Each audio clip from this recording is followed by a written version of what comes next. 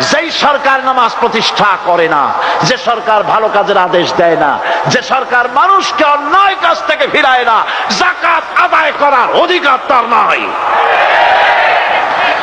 সুতরাং এমন এক সময় আসবে যখন আবার আমাদের জন্য সুখ শান্তি ফিরে আসবে। সেজন্য কোরআনের কাছে আসতে হবে। কার কাছে? এই কোরআন হলো সেই কোরআন। আমার নবী বলেছেন, মান ক্বালা বিহি সাদাকা।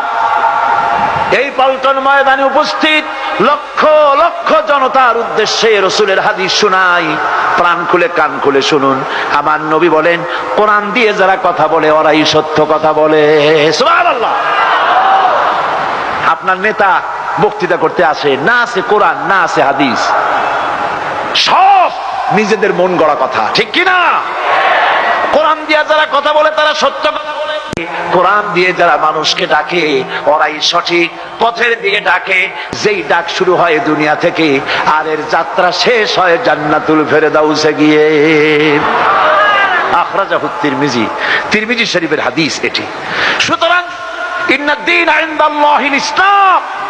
জীবন ব্যবস্থা কেবলমাত্র কোনটা? জোরে বলেন, কোনটা? এই ইসলামের আইনের সামনে মাথা নত করে দিতে হবে।